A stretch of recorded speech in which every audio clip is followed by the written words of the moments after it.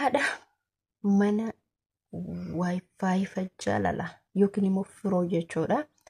Namoonni tokko tokko gaafii achirratti koomentii barreessanii haati mana firoo maa inni, haati mana firoo musliima moo kiristaana, haati mana firoodhaan maaliif gargar baatee, isin sababa maaliitiin isin dhalattu eessati? Okay. Haati mana firoo waa'ee haadha mana firootirraa viidiyoo sanarraa dubbannee jirra. Haati mana firoo yookiin immoo haati mana isaa jechuudha. Wallahi dhimma kana gaafii otoo isa gaafatanii bareeda. An akka beekutti isiniifin hima jechuu yaada. Assalaamu alaikum warahmatullahi wabarakatuh. Jirtu akkam nagaa geessanii fayyaa geessanii isin jecha. Hordoftootaf kabajamtoota maatii Munaa Didamii Afuurraa akkam jirtu nagaa qabdu fayyaa qabdu isin jechuu barbaada. Ani illee nagaa qaba alhamdulillah galata rabbii. Viidiyoo keenya laayikii godha share godha. Warroon hanga maatiitti laayikii gootanii subscribe gootanii share gootanii edduuta kanaaf galatooma baay'ee isin galateeffadha. Ammallee jajjabeessa isin jechuun barbaada. Okay, gara haasaa keenyatti yeroo dabru nutti haati mana firoo yookiin immoo wifi jaalalaa isa jedhamu irratti gaafiin achirratti ka'ee jira. Isin maal inni isin dubartii eessati maal jettanii dubbatanii jirtu.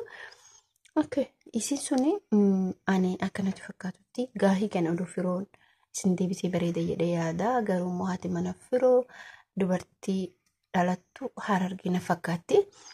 Isheen wallahi hin beeku muslima akkaan beekutti muslima na fakkaatti. Wallahi otoo isa gaafatanii bareeda. Garuu haalotiin amma meema fakkeenyaaf artisti Saaliyaa Saamii fudhadha. Artisti Saaliyaa Saamii muslima garuu uffannaan ishee adda. Akkasumas Khadijaa eenyu jedhamti mucaajii artistii wayii asallaadha. Isinillee uffannaa malee deemti. Saaliyaa Saamii garuu nama tureedha. Dirra Qamar Yuusufi garuu miilaalaa hamma ammaatti hijaaban godhan jechuudha. Subhanallah an dubartii san mucaa wayii tokko mucaan sun nama diinii rabbii qabu. Garuu akkamitti dubartii isa wajjin taa'ee interview akka inni godhetu na aarse.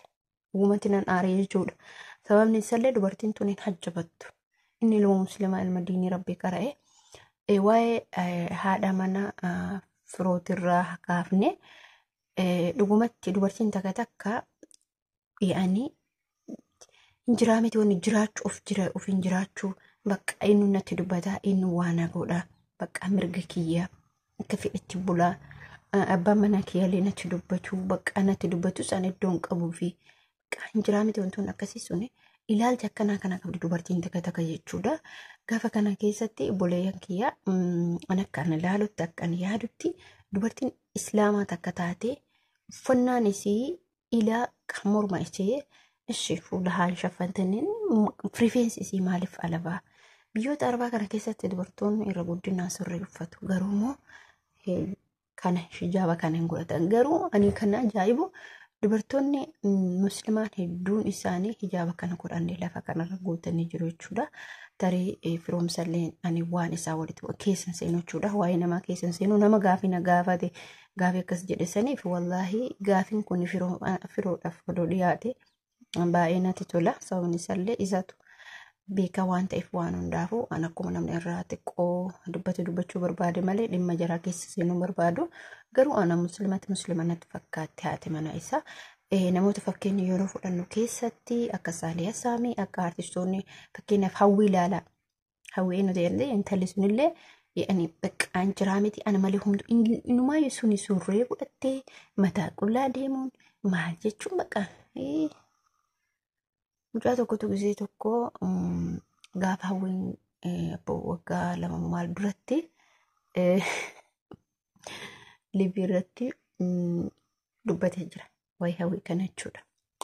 Dhugumatti ijoolleen keenya yaani ijoolleen keenya musliimaa kun keessattuu gama artistii kanatti artistiin alattillee ijoolleen meeqa kauntuu yoo ammallee badaa jira.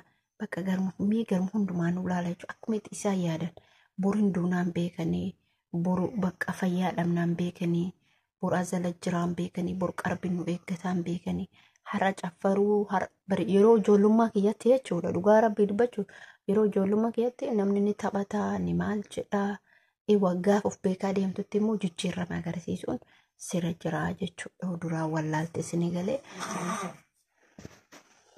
Inshallah rabbi waan hundumaayyuu khayrii haa taasisu. Rabbi waan hundumaayyuu nu haa laafisu. Hordoftoota kabajamtoota kiyyaa ilaa hajjabachuun baay'ee sirraa barbaachisa.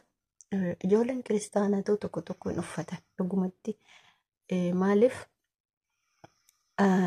hin uffatu ijoolleen tokko tokko jechuudha. Kanaaf wallahi waan hunda rabbi haa laafisu. Rabbiin khayrii haa taasisu. Isin jechuun waadaa qaqqaalidhaan tiyyaa baay'ee isin jaaladha, baay'ee isin kabaja. Wanti isin jechuu barbaadu ani hamma dandeettaniin hajjabachuuf yaani uffata koomee kee mul'ifni bakka injiraa miti akkanumatti jechuudha. Yaala isin jechuu barbaada. Ijoolleen kunniin illee wallahi yaada isaaniitiin uffatu injiraa kan uffanne jiru.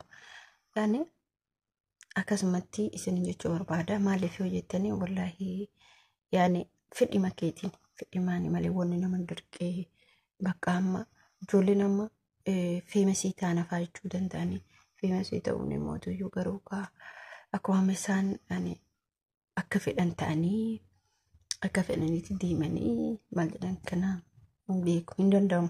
Dubartiin jaarsa qabdu feemasii ta'uu hin dandeettu. Yaani akkuma Naasir Aanolee jedhetti dubartiin takka gaafa abbaa manaan qabaan amma fakkeenyaaf haadha faatee fudhaa naafii fudhaa firii ta'anii haasa'an namni maal balleessite maal kana gootan jedhuun jechuudha.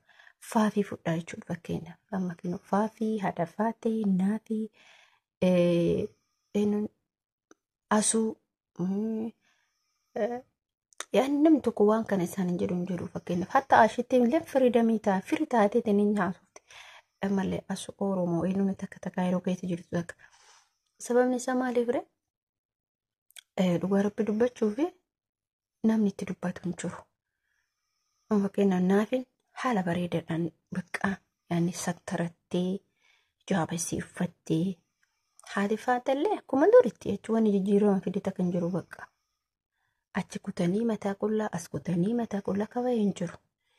Gama aartistootaa kanatti intala wayiitu jira. Intala wayii kaayiroo kana keessa jirti. Aartistii maal miti isiin garuu kan mana namaa dalagdee mucaan sunillee bakka likki ka dabarfatte jechuudha. Mataa qullaa deemte. Intala Hamzaa Jaabirii walishee Hamzaa Jaabirii moo'inonni isaan gisee tokko wal fixan tokko isiin sunillee dubartiin akkana bakka tokkoffaa dubartii afaan dheerattu hin jaaladhu. Wallahi dubartii mataa isiiti rifeensa isii badhee qootee dubartii nama arrabsitu haalaa fixattee dubartiin tokko hin jirtee mire waan akkasii sana battaan wallahi hin jaaladhu.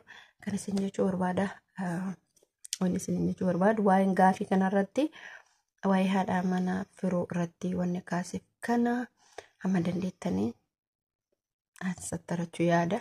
Sattarachuun siifi malee anaafi miti isin namaafi miti rabbi kee sodaaf malee nama wanni sodaatu takka hin jiru jechuudha.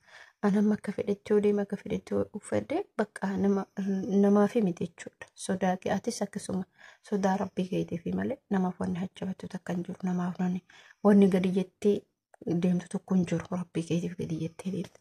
Kana isin jechuu barbaada. Hordoftootaaf kabajamtoota kee viidiyootii hamma isinitti toltetti like gochuun dagatinaa, share gochuun dagatinaa. Jabaadha isin jechuu barbaada.